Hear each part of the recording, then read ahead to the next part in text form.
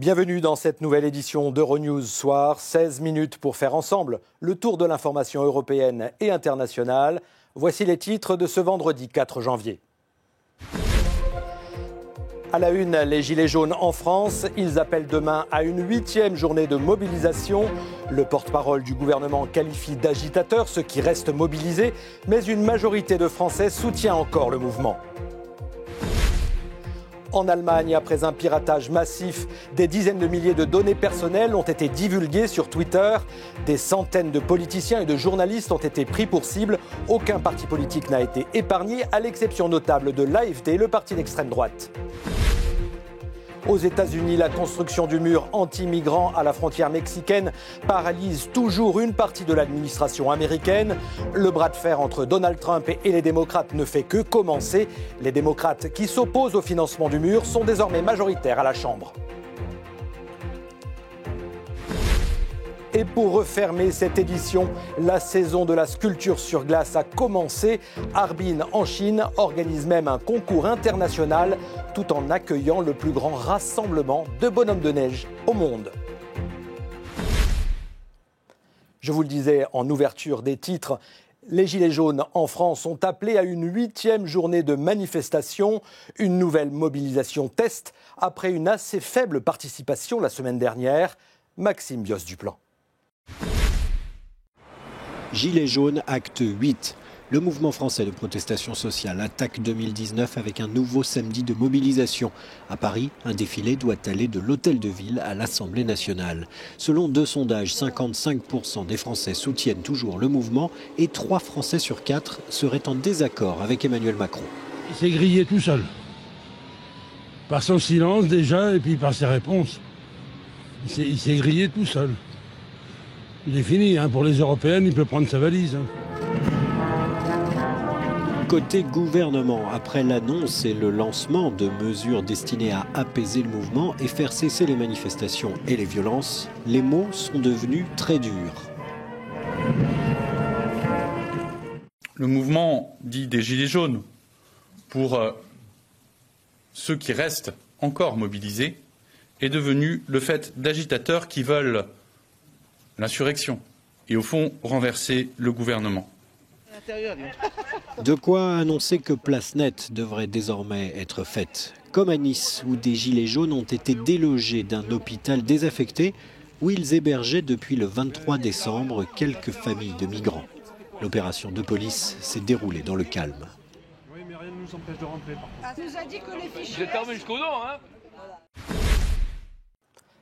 On reste en France avec ce procès de la pédophilie dans l'Église catholique qui s'ouvre lundi à Lyon. Le cardinal Barbarin, évêque du diocèse, est accusé d'avoir gardé le silence sur les agressions sexuelles d'un prêtre sur des mineurs. Stéphanie Morbois a rencontré une des victimes à l'origine de l'affaire. On écoute un extrait de cet entretien. On est relativement... serein et curieux de savoir ce qui va se passer et on espère que le débat sera le plus abouti possible pour que le tribunal puisse prendre une décision en pleine conscience. Pour moi, que le cardinal se retrouve au cœur du procès n'est pas un sujet. Je vois qu'il en est un pour beaucoup dans la société. Mais le cardinal Barbarin, c'est un justiciable comme tout le monde et il doit être jugé pour ses actes. Il n'y a pas d'affect, il n'y a pas de colère, il y a juste nécessité que demain, des enfants ne revivent pas ce qu'on a pu constater et l'horreur que ça a suscité. Toutes ces existences qui ont été détournées dès leur plus jeune âge, ces familles brisées, éclatées, ces déchirements, cette inconscience, voilà, sur un plan humain, c'est un À noter que nous avons contacté l'un des avocats de Monseigneur Barbarin qui n'a pas souhaité faire de déclaration avant l'ouverture du procès de lundi. Direction l'Allemagne à présent, un nouveau cas de piratage massif de données personnelles vient d'être découvert. Des centaines d'hommes politiques et des journalistes ont été pris pour cible. Une enquête a été ouverte pour tenter de retrouver le ou les auteurs de ce vol de données.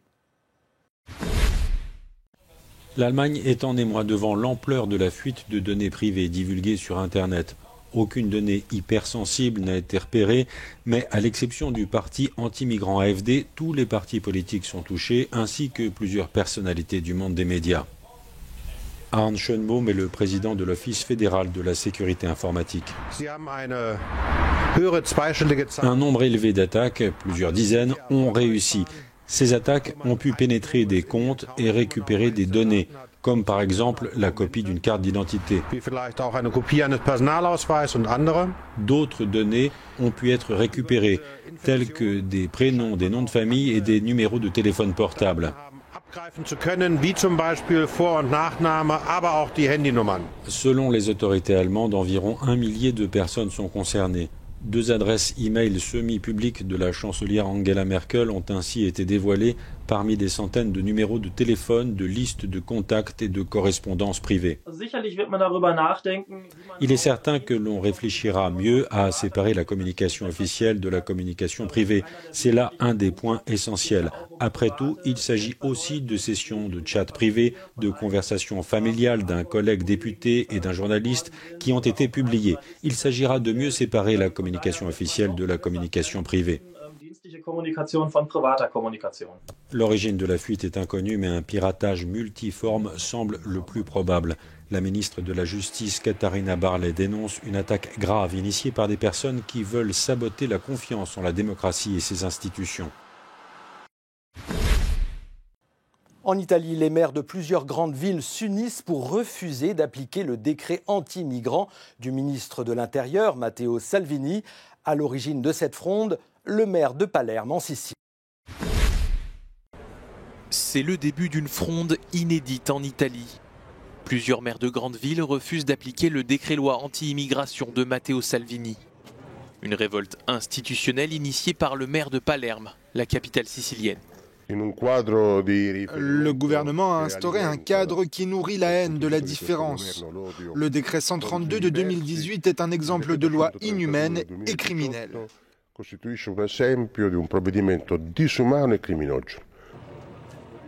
Le décret en question abolit notamment les permis de séjour humanitaire jusqu'à présent accordés aux personnes vulnérables, aux familles ou aux femmes seules avec enfants victimes de traumatismes pendant leur périple vers l'Italie. Les maires de Naples, Florence et Parme se sont joints à la fronde. La réponse du ministre de l'Intérieur est sans appel. La fête est finie. J'ai dit à ces maires qu'ils devront répondre à leurs citoyens, à leurs enfants, aux futurs Italiens. Car nous avons déjà reçu beaucoup de monde les années précédentes. Si quelqu'un n'est pas d'accord, il peut démissionner. Démissionne, Orlando. Les maires de Venise, de Gênes et de Vérone ont signé une lettre de soutien à Matteo Salvini. L'Italie semble plus divisée que jamais à cause de la question migratoire. Le Royaume-Uni anticipe un afflux massif de migrants sur ses côtes en provenance de France. Un navire de la Royal Navy a été déployé vendredi dans le détroit du Pas-de-Calais, en attendant l'arrivée de 2 autres bateaux de la police des frontières. Pierre Michaud. Londres l'avait annoncé, Londres a lancé son plan d'action renforcé pour gérer l'afflux de migrants de plus en plus nombreux à traverser la Manche. Un vaisseau de la Royal Navy a pris la mer jeudi. Le ministre de l'Intérieur, Sajid Javid, avait annoncé cette mesure pour protéger la frontière britannique et empêcher la perte de vies humaines. Le plan d'action franco-britannique prévoit davantage de patrouilles de surveillance, des actions pour démanteler les réseaux de passeurs et des efforts pour sensibiliser les migrants à la dangerosité de ces traversées. Ces 3 derniers mois, les autorités britanniques ont recensé une augmentation de 80% des tentatives de traverser la Manche à bord de petites embarcations. 230 personnes ont été secourues pour le seul mois de décembre. Le déploiement de navires dans le détroit du Pas-de-Calais se poursuivra avec l'arrivée prochaine de 2 bateaux de la police aux frontières, redéployés de l'étranger.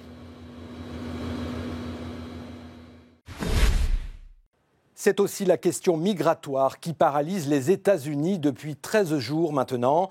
En toile de fond, la construction d'un mur anti-migrants à la frontière mexicaine, une promesse électorale de Donald Trump. Mais les démocrates s'opposent au financement de ce mur. Vincent Ménard. Aux États-Unis, la nouvelle Chambre des représentants est à peine entrée en fonction qu'elle se lance déjà dans un bras de fer avec Donald Trump. L'hémicycle, désormais aux mains des démocrates et de nouveau dirigé par Nancy Pelosi, a adopté 2 mesures de financement temporaire pour sortir de l'impasse budgétaire qui paralyse 25% des administrations américaines depuis le 22 décembre, ce qu'on appelle le fameux shutdown. Il y a un mur entre la réalité et ce que le président Trump raconte à ses partisans. Il ne veut pas qu'ils sachent ce qu'il fait au sujet de la sécurité sociale dans son projet de budget. Il ne veut pas qu'ils sachent qu'il n'agit pas pour lutter contre la pollution ou pour la préservation de l'eau potable avec le département de l'Intérieur et l'Agence américaine de protection de l'environnement. Il ne veut pas qu'ils sachent qu'il ne les protège pas. Alors il garde le sujet du mur. Il est passé maître dans l'art de la diversion. Problème pour les démocrates, opposés à l'idée d'un mur avec le Mexique, leur texte doit passer par le Sénat, qui est toujours contrôlé par le Parti républicain. Vous pouvez appeler ça une barrière, vous pouvez appeler ça comme vous voulez, mais nous avons essentiellement besoin de protection dans notre pays. Nous allons le rendre bon. Les gens de notre pays veulent cela. Donald Trump, qui possède un droit de veto, s'oppose aux mesures votées par la Chambre des représentants, car elles ne contiennent pas les 5 milliards de dollars qu'il réclame pour la construction du mur censé endiguer l'immigration clandestine à la frontière avec le Mexique. Direction l'Afrique à présent et plus précisément au Soudan. La société civile est redescendue dans les rues de Khartoum. Les manifestants réclament le départ du chef de l'État, Omar el-Béchir, au pouvoir depuis 30 ans. Les tensions auraient déjà fait au moins 17 morts. Les manifestations qui secouent le Soudan depuis le mois dernier reprennent avec la même ampleur en ce début d'année. Dans les rues de Khartoum, on appelle à un changement de régime pour pouvoir surmonter la crise économique. Une vingtaine de formations politiques réclament le départ du président Omar el-Béchir, qui entre dans sa 30e année de pouvoir. Les manifestations ont éclaté au Soudan le 19 décembre dernier, après une hausse du prix du pain. Au moins 19 personnes ont été tuées, 37 selon Amnesty International. Le Soudan reste isolé des investissements étrangers, malgré la levée de l'embargo international par les États-Unis en octobre 2017. Au Japon, Carlos Ghosn sera-t-il libéré prochainement? Cela fait depuis la mi-novembre que l'ancien PDG de Nissan patiente en prison. Les explications de Romain Gauguelin. Carlos Ghosn a déposé via ses avocats une requête pour exiger que le motif précis de sa détention soit exposé lors d'une séance publique au tribunal. L'ex-patron de Nissan et actuel PDG de Renault s'appuie sur un article de la législation nippone qui lui permet d'obliger les autorités judiciaires à accéder à sa demande. La séance a été fixée au mardi 8 janvier à 10h30 local. La requête de Carlos Ghosn intervient alors qu'il est en garde à vue depuis la mi-novembre et que lundi dernier, le tribunal de Tokyo a prolongé de 10 jours supplémentaires sa détention. Carlos Ghosn est soupçonné d'avoir minoré ses revenus et fait couvrir par Nissan des pertes personnelles. Allez, du saut à ski avant de refermer cette édition. Ryoyu Kobayashi domine outrageusement la tournée des 4 tremplins. 3e concours et 3e victoire pour le Japonais. Vincent Ménard. Ryoyu Kobayashi en passe de faire son entrée dans le Gotha du saut à ski à l'occasion de la tournée des 4 tremplins. Après ses succès à Oberstdorf et à Garmisch-Partenkirchen, le Japonais s'est imposé sur le tremplin du Bergisel à Innsbruck avec un total de 267 points. Il s'est pourtant fait une petite frayeur sur son 2e saut, mesuré à 131 mètres, en posant difficilement son télémarque.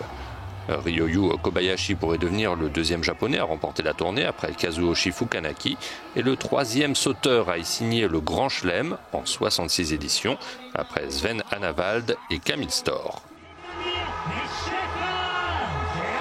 Pour cela, il devra avoir les nerfs solides ce dimanche lors du dernier concours organisé à Bischofshofen en Autriche, où l'un de ses principaux rivaux sera le chouchou du public, Stefan Kraft, 2e ce vendredi et vainqueur de la tournée en 2015 et en 2017.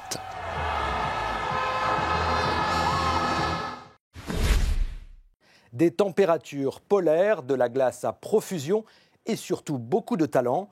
Des artistes du monde entier se sont donné rendez-vous à Harbin, en Chine, pour le concours annuel de sculpture sur glace. Et c'est toujours aussi spectaculaire. Stéphanie Morbois. Sculpter la glace pour qu'elle devienne dentelle. La faire fondre au fer à repasser pour obtenir les courbes souhaitées. Harbin, en Chine, accueille chaque année un concours international de sculpture sur glace pendant lequel les équipes rivalisent de talent. Un travail d'artiste, un travail de précision favorisé par la température ambiante glaciale. Cette localité du nord-est de la Chine accueille aussi pour l'occasion le plus grand parc de bonhommes de neige du monde.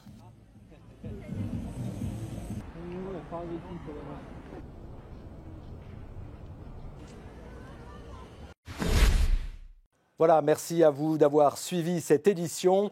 L'information continue sur Euronews et euronews.fr. Très bonne fin de semaine.